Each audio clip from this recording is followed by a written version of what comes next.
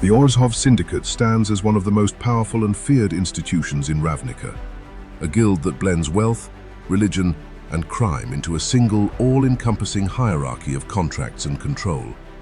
Operating from grand cathedrals built of marble and gold, the Orzhov present themselves as a pious and noble organization, but behind their immaculate facade lies a vast empire of debt, obligation, and exploitation. Every transaction, favor, or promise becomes a bond that the Syndicate can enforce, sometimes for generations. Even death does not free their servants. The Orzhov maintain a ghostly aristocracy that continues to rule long after their mortal lives end. To understand the balance of power in Ravnica, one must understand the Syndicate's mastery over coin, contract, and the souls of those who fall into their grasp.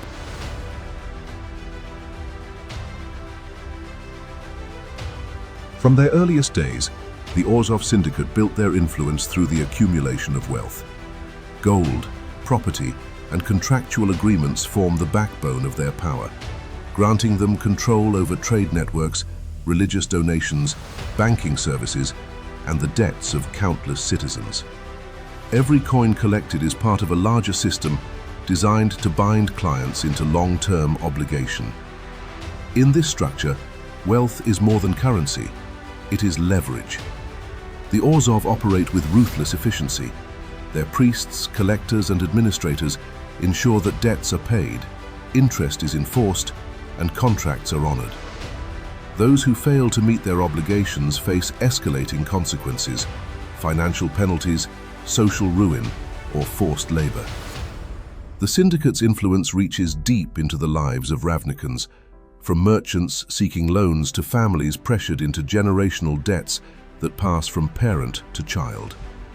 This financial empire grants the Orzhov a presence in nearly every district. Their temples double as banks, mortuaries, and negotiation halls, ensuring that the Syndicate's reach extends across both spiritual and economic spheres. The most unique feature of the Orzhov Syndicate is its ruling class, the spirits of wealthy leaders who continue to govern after death. These ghosts, bound by their contracts and sustained through powerful rituals, form an eternal aristocracy known for its rigid hierarchy and relentless pursuit of obedience. Their presence ensures continuity across centuries, with leaders who never relinquish control. For many Orzhov members, death is not an end but a transition into a higher state of authority.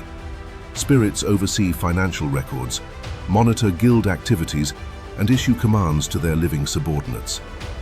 Their incorporeal nature allows them to haunt the halls of Orzhov basilicas, observing operations without the limitations of mortal form. This undying leadership reinforces the Syndicate's focus on permanence. Loyalty to the Orzhov extends beyond a single lifetime, transforming service into an eternal contract.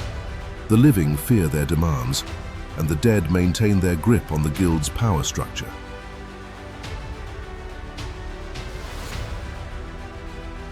The Orzhov Syndicate positions itself as a religious institution, offering blessings, funerary services, and spiritual guidance.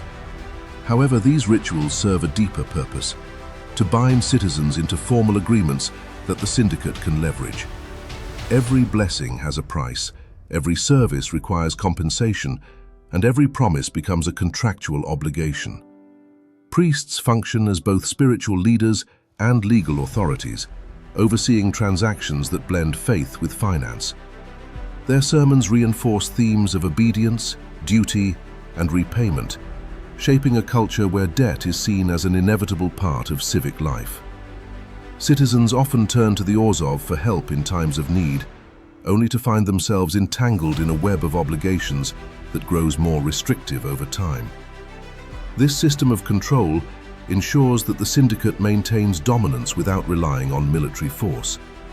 Contracts and spiritual authority accomplish what armies cannot: long-term, unbreakable influence over Ravnica's population.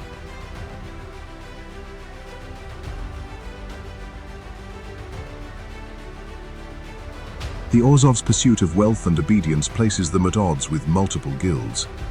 Their rivalry with the Azorius Senate is long-standing.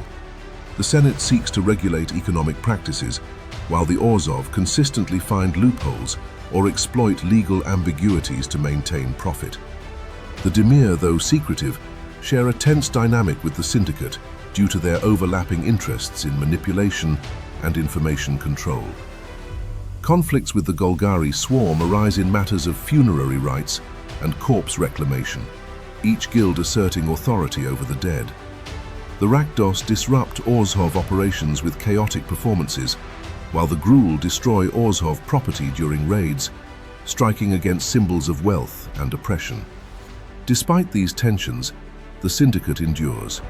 Their wealth ensures political influence, allowing them to negotiate terms or leverage debts against rivals when direct conflict becomes impractical.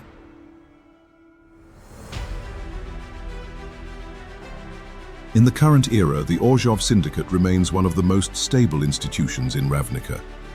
The collapse of the Guild Pact allowed them to expand their financial networks with fewer restrictions, and the uncertain presence of the living Guild Pact provides opportunities to renegotiate long-standing agreements.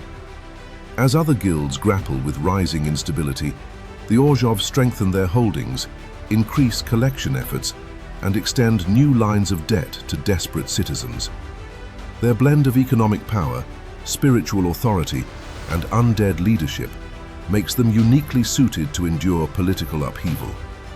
While other guilds prepare for conflict or scramble to maintain relevance, the Orzhov focus on what they have always prioritized: wealth, obedience, and eternal control. The Orzhov Syndicate exerts its influence through a system of contracts, debts, and spiritual authority that reaches into every corner of Ravnica. Their wealth grants them power, their rituals bind citizens into lifelong service, and their undead aristocracy ensures permanence across generations. As the world city grows increasingly unstable, the Syndicate stands firm. Its golden halls a reminder that power rooted in obligation is difficult to challenge. In the next episode, we examine the cult of Rakdos, a guild defined by fire, chaos, and theatrical violence. We'll explore their performances, their place in Ravnica's culture, their volatile relationship with law enforcement, and the role they play as both entertainers and feared disruptors of civic order.